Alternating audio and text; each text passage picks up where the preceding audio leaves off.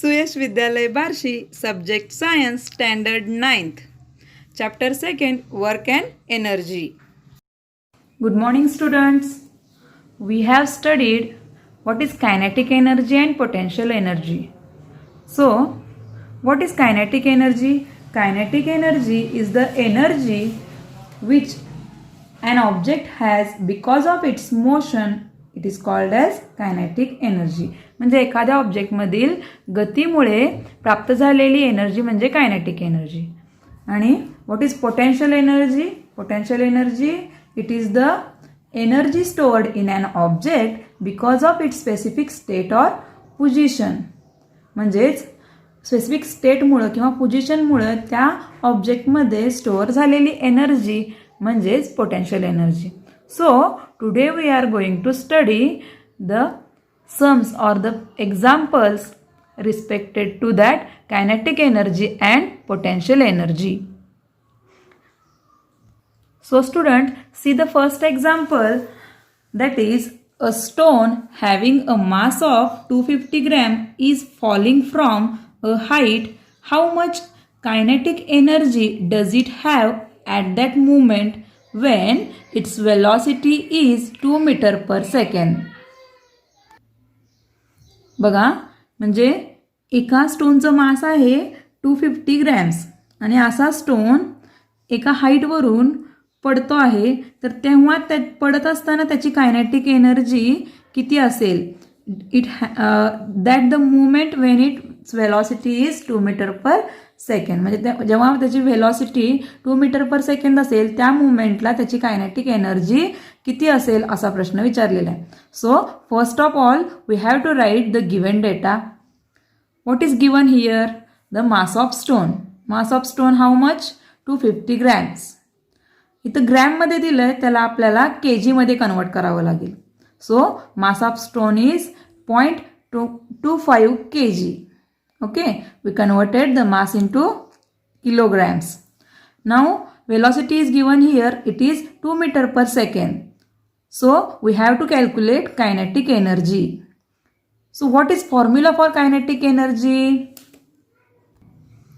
So kinetic energy is 1/2 mv square, that is 1/2 mass into velocity square. So that 1/2 is as it is and मास किती आहे? 0.25. मग आपण इथं mass put केलं, त्यानंतर वेलॉसिटी आहे 2 मीटर पर सेकंड स्क्वेअर, म्हणून वेलॉसिटीच्या ठिकाणी आपण 2 घातलं आणि त्याचा स्क्वेअर आहे. So we have written as this. Now K is equal to, बघा हे जर आपण कॅल्क्युलेशन केलं, हे कॅल्क्युलेशन आपल्याला जमतं, तर हे कॅल्क्युलेशन केल्यानंतर आपल्याला आन्सर येतं 0.5. ह्या कॅल्क्युलेशनचा आन्सर येतं आणि आपल्याला माहिती आहे की कायनेटिक एनर्जीचं युनिट आहे joules. So we have written here 0.5 joules, which is the answer. So we have to write the answer as the kinetic energy possessed by that stone is 0.5 joules. Now let's see second example in which a body of mass 1 kg has kinetic energy 2 joule. Find the velocity of the body. बघा इथे काय केलेलं आहे, तर त्या बॉडीचं मास दिलेलं आहे 1 kg. किती दिलंय मास? 1 kg and has kinetic energy 2 joules. Here kinetic energy is given. Kinetic energy दिलेली आहे, त्याच्यामुळे आपल्याला काय कॅल्क्युलेट करायचं आहे? त्या बॉडीचं वेलॉसिटी कॅल्क्युलेट करायची आहे. So first of all we have to return given data. Here given data is mass of that object, that is m is equal to 1 kg and kinetic energy is 2 joule. So we have to calculate velocity. So by using the formula, that is ke is equal to 1/2 mv square. That is 1/2 mass into velocity square. So see here, kinetic energy is given. So we have put here 2 and 1/2 as it is. Here mass is given as 1 kg, that is 1 kilogram, and v square, that is we have to calculate. Now modify this formula as v square is equal to 2 into 2 upon 1. Now after calculating this is equal to 4. So the v is equal to 2 meter per second. बघा वेलॉसिटीचं unit काय आहे, metre per second. मग हे calculation केल्यानंतर आपल्याला answer आलेला आहे 2, कारण v square is equal to 4 आला आहे आणि ह्याचं जर आपण स्क्वेअर रूट घेतला तर आन्सर येणार आहे 2. So velocity of that body is 2 metre per second. This is the answer. Now let us see one more example. The velocity of car increases from 54 km per hour to 72 km per hour. बघा इथे एक car आहे जिची velocity 54 kilometre per आवर पासून 72 kilometre per आवर इतकी increase झाली आहे आणि त्या कारचं मास आहे 1500 kg. So we have to find the work done to increase this velocity.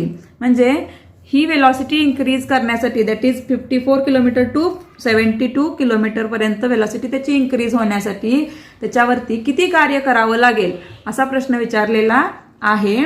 तर इथं आपल्याला काय गिवन डेटा दिलेला आहे, तर त्या कारचं मास किती आहे 1500 kg आणि त्या कारची इनिशियल वेलॉसिटी किती होती, त्या कारची इनिशियल वेलॉसिटी होती 54 kilometre per our.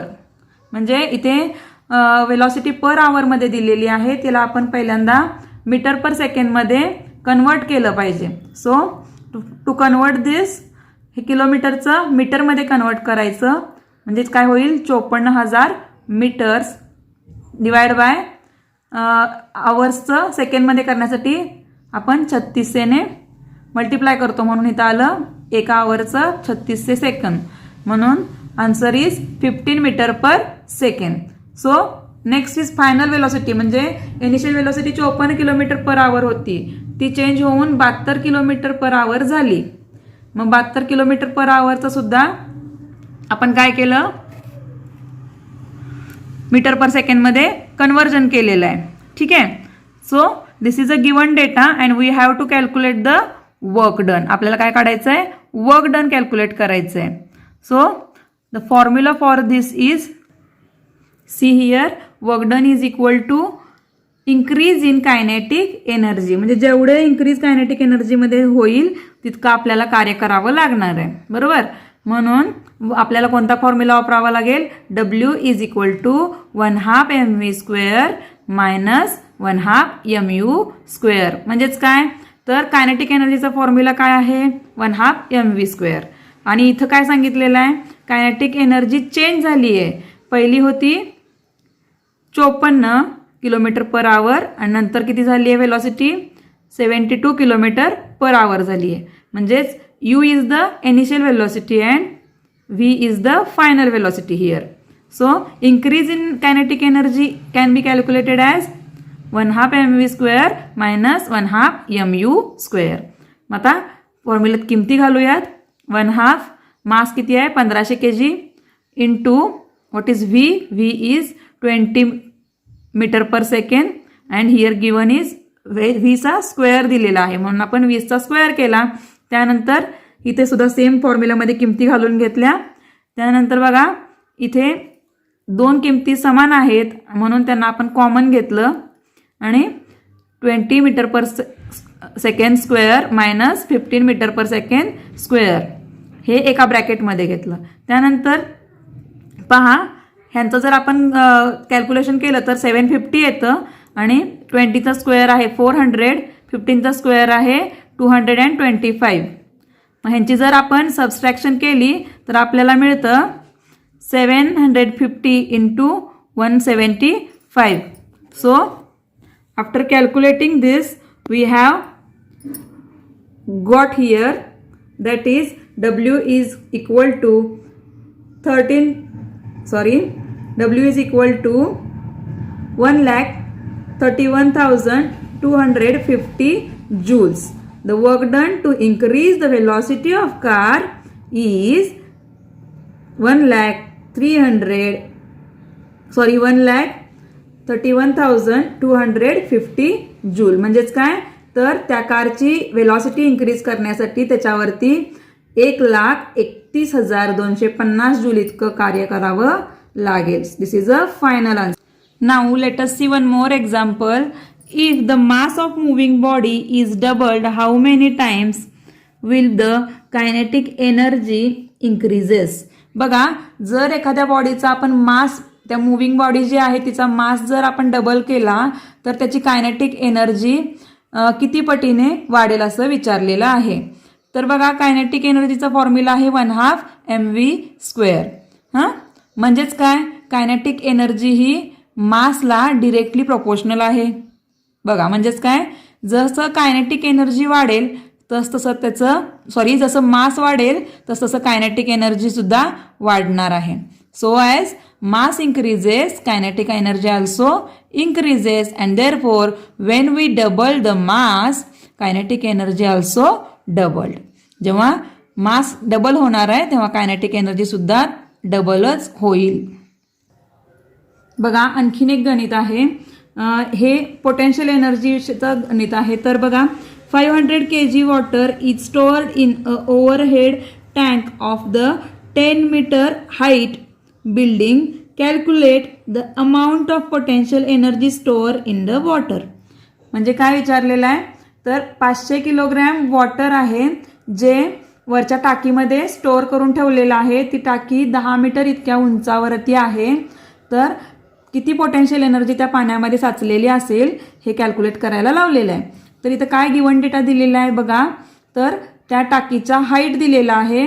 Height of that particular overhead tank is 10 meters and mass of that water is 5 kg and the gravitational force act on that particular water is 9.8 meter per second square.